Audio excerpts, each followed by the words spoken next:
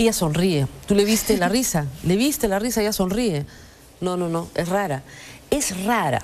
No te lo han dicho muchas veces, tú eres rara. Tú no eres igual que el resto. Hay una sospecha. Y hay varias tesis. La tesis de que tú lo empujaste. Esa es la primera tesis. La segunda tesis es que fuiste ayudada o en el crimen o en el encubrimiento, ¿no es cierto? Sí. Y esa es la tesis que ha manejado sobre todo el papá de Ciro, que acá ha habido un crimen de varias personas y que tú eres parte de una conspiración, digamos, y que recibiste ayuda. Que no se entiende cómo es posible que hayas sobrevivido 4 días sola en la puna, que ese clima es salvaje, ¿no es cierto? Y que tú tienes que haber recibido ayuda. Y por supuesto la tesis de la empujada, ¿no? Acá sí, efectivamente tú lo empujaste a propósito, ¿no? Una discusión probablemente entre ustedes, ¿no? Perdiste los papeles, lo empujaste, tú te salvaste y te ayudaron a taparlo todo. ¿Qué piensas cuando escuchas estas tesis que han sido repetidas durante los últimos 2 años constantemente? Bueno, para empezar, déjame aclararte algo. No han sido 4 días, han sido mucho más días. Y bueno, la verdad que cada tesis ha sido desbaratada y una ha sido más ilógica que la otra, ¿no? Empezamos con que, bueno, yo había sobrevivido, a mí me habían ayudado y que Ciro había asesinado. De ahí pasamos... No, primero, como el cadáver no aparecía, tú lo habías matado y lo habías enterrado. Y tú eras la que sabía dónde estabas. No, claro, sí. Eso fue descartado una vez que apareció el cadáver y quedó claro que había caído, ¿no es cierto? Claro. Y ahí pasamos a la tesis de tú lo empujaste. Sí. ¿Cómo es que tú no lo empujaste? ¿Qué información presentó tu defensa para demostrar que eso era imposible? Yo te quiero decir algo. Cada información o cada entrevista que hemos tenido que nuestra parte tenga con la fiscalía para probar ello, la fiscal no lo ha tomado. No ha querido que entrevistar a las personas, a nuestros testigos, por así decirlo, no ha querido entrevistar. Ustedes llamaron, creo que al señor José Pablo Baraybar, llamaron a varios expertos, porque para empujar a alguien, ¿no es cierto?, hay una línea de caída, hay una forma de caída, ¿no? Cuando uno empuja a alguien, la persona sale hacia adelante. Sí. Cuando alguien se cae, derrapa, la forma de la caída es diferente. Encima los golpes, y bueno, toda la parte médica, ¿no? Y entiendo que quedó demostrado que esto era un derrapamiento, sí, ¿no es cierto? Pero, ¿por qué tú dices que la fiscal no les hacía caso a ustedes? Porque obviamente desde un principio, y como yo lo dije, la fiscal ha estado totalmente parcializada con la otra parte. Jamás ha creído que esto simplemente ha sido un accidente, a pesar de que ella en sus manos ya ha tenido informes periciales anteriores en el año 2012, anteriores a este año, que demostraban que Ciro simplemente se había accidentado, que se había resbalado. Pero pese a ello, ella continuó con una etapa, larga, a la siguiente etapa, ¿no? Pese a que ya desde febrero del 2012 ella contaba con una pericia donde se indica que solamente había un guante derecho, un guante en la mano derecha. Sin embargo, ella seguía afirmando que habían 3 guantes, uno de la izquierda, uno de la derecha y el otro de la persona que lo asesinó. Y con eso pasa en ahora, octubre, a pesar de que la fiscal ha tenido tu proceso más de 1 año y medio investigando, ahora resulta que ha tenido que decir en su informe final que no hay forma de acusarte porque no hay pruebas contra ti. ¿No es cierto? Sí. Y eso te favorece. Pero tú me decías antes de empezar que no estás contenta con el informe porque a pesar de que te favorece, dice cosas aún que tú sostienes que son falsas. ¿Cuáles son esas cosas que son falsas? Por ejemplo, ella sigue afirmando que la señorita María Teresa Pilco afirmó eso. Ella sigue afirmando que lo que María Teresa Pilco dice es verdad, ¿no? Que yo dije que Ciro había estado con un brazo y una pierna rota. Sin embargo, en el expediente fiscal obran la declaración de 3 personas de su mismo, del Bomberos Unidos Sin Fronteras, personas que trabajan con ellos, así como 2 testigos que son de la policía que indican que ellos jamás escucharon. A la pregunta puntual, porque es puntualmente, pero ella pregunta, si usted escuchó al momento de realizar el rescate de Rosario, que esta se refería que Ciro Castillo Rojo García Caballero posiblemente se encontraba en una quebrada con el brazo quebrado y la pierna fracturada y que incluso Rosario Ponces López quiso llevarlos al lugar donde se encontraron con Ciro. Estas 3 personas, que para mí son importantes porque ellos son de su misma brigada, dicen que jamás escucharon. ¿Y por qué jamás escucharon? Porque yo jamás lo dije. Y así mismo, si nosotros nos remitimos a las fotos donde me hallaron, era un lugar de 2x2, o sea, las personas tenían que haber escuchado, todos teníamos que haber escuchado lo mismo. Claro, ahora, es posible que tú hayas dicho lo siguiente, en el estado en el que estás, por favor búsquenlo. Sí. Tal vez esté con una pierna rota y por eso no se puede mover. que es una respuesta natural, ¿no? Una hipótesis natural. Es decir, si yo estoy sola hace 5 días y no me viene a buscar, es porque de repente se cayó, se rompió una pierna y no se puede mover. Entonces tú puedes decir, por favor, búsquenlo. ¿Tú dijiste algo así? Mire, eso es interesante. Acá está el dicho de Alonso Málaga, que él es el jefe de María Teresa Pilco, y dice lo siguiente, que Rosario nunca dijo a María Teresa Pilco que Ciro estaba con la pierna rota, que eso se ha malinterpretado por la prensa, que Rosario nos orientó hacia la zona de las mochilas, que era el refugio donde ellos estaban y que por allí pensaba que Ciro podría estar herido o haber caído. Literalmente estoy leyendo lo que ha dicho Alonso Málaga. O sea, tú puedes decir, miren, si no ha venido a buscarme es porque algo le ha pasado, se ha roto una pierna. En ningún momento tú dijiste se murió, ¿no? Sino algo le ha pasado, por favor búsquenlo. Eso el papá de Ciro lo ha utilizado para decir que tú sabías que le habías roto una pierna y lo habías tirado o lo habías aventado y que tú sabías perfectamente dónde estaba. Pero ¿por qué es tan importante creerle a María Teresa Pilco, para la fiscal creerle, cuando ya hay 3 personas de su propia brigada que no le creen? 2 policías que afirman no haber escuchado y a mí. Somos 6 personas que decimos que nunca se dijo.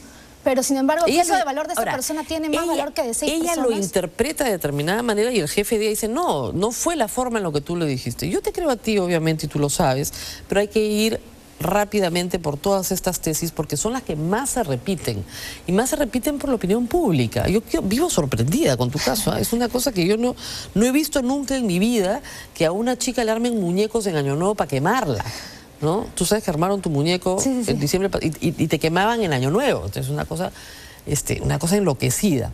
Ahora, la otra pregunta que ha sido siempre la que te decía yo es ¿cómo es posible que haya sobrevivido sola? Pero un ratito, solamente quisiera acotar esto, ¿no? María Teresa Pilco es rescatista y ella sabe que como rescatista ella tiene que informar inmediatamente lo que está sucediendo. Sin embargo, vemos que después de 4 meses ella recién habría informado a la fiscalía esta noticia. Entonces, 4 meses después, una persona que es rescatista no es un poco incoherente. Claro. En todo caso, si consideran que lo dicho por ella es cierto, deberían de investigar a María Teresa Pilco por qué no lo dijo en su momento. Así es. Ahora, la tesis, como te decía, de la sobrevivencia sola, que se tomó su pila, que comió hormigas, eso es ridículo. Es imposible que haya sobrevivido sola. Recibió ayuda. Hubo un encubrimiento. ¿Qué piensas de eso? Es un poco tendencioso, ¿no? Decir que, y a veces fastidia, ¿no? Que el señor siga ridiculizando, ¿no? Ella sobrevivió tomando sus orines y comiendo hormigas. No, señor, yo no sobreviví solamente tomando mis orines y comiendo hormigas. Y esto ahora en el expediente. También había agua de lluvia que yo sabía juntar, había el granizo que caía y sabía juntar. Y cuando empecé a caminar para irme a mi casa, habían plantas que se podían comer. Y aparte, como es bien sabido, el hombre puede resistir sin comida varios días. 3 semanas. Pero sí necesita agua. Agua es el elemento vital. Y yo tenía agua. Las reglas de sobrevivencia son 3 minutos sin oxígeno, 3 días sin agua, 3 semanas sin comida. Para una persona que está en buena condición física, y tú estabas en buena condición física. Sí. Pero insiste la gente en que es imposible. Ahora, sí tenías agua y eso te permitió... Claro, vivir. Aparte que si tenemos también el tiempo que yo he descansado antes de salir a caminar, ¿no? Yo no he estado caminando eternamente los días que estuve perdida. Yo estuve descansando y posterior a ello camino y gracias a Dios me encuentran con vida.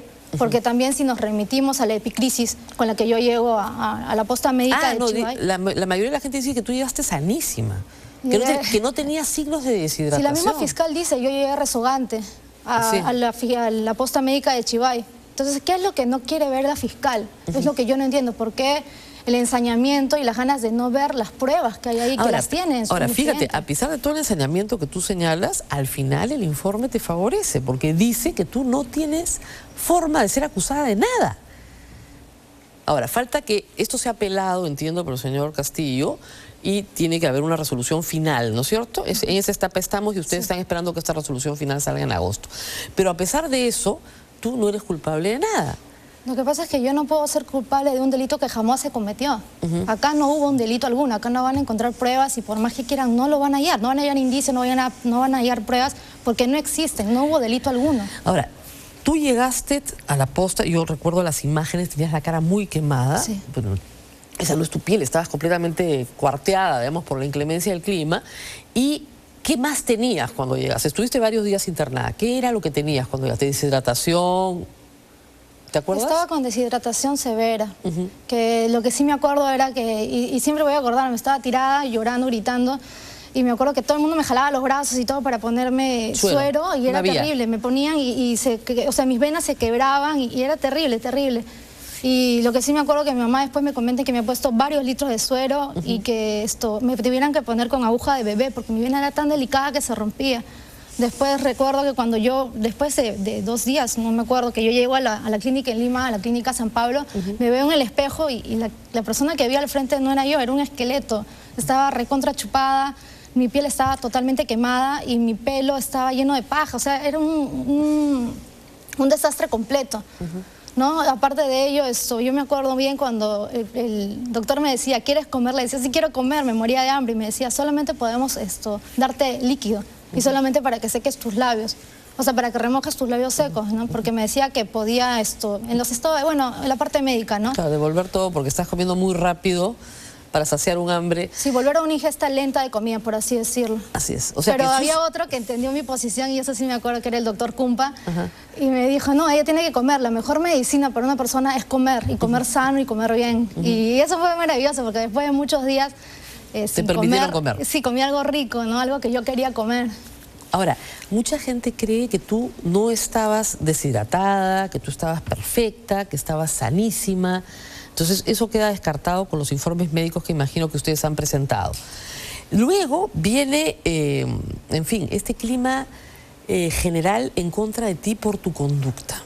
Y ya no tiene que ver exactamente con los hechos, sino en las diligencias posteriores hay una presencia tuya desagradable para muchos.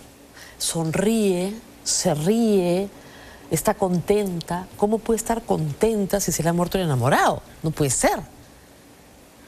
Sí. ¿Cómo explicas tú eso? Bueno, realmente es mi personalidad. Y yo desde un inicio me he mostrado como tal. No he tratado de engañar al público siendo una persona sufrida, no he tratado de engañar al público diciendo yo soy de una manera y mostrándome como otra. Desde un inicio he sonreído, desde un inicio he mostrado tal y como soy, con mis errores, con mis virtudes, pero al fin y al cabo no he hecho otra persona basada en mí, sino he sido yo, he sido natural. Y creo que eso es lo que vale. No por no mostrarme aturdida por todo lo sucedido, cuando realmente yo quería seguir adelante no solamente porque yo había bajado de la montaña viva, sino porque yo tenía un hijo que tenía que sacar adelante.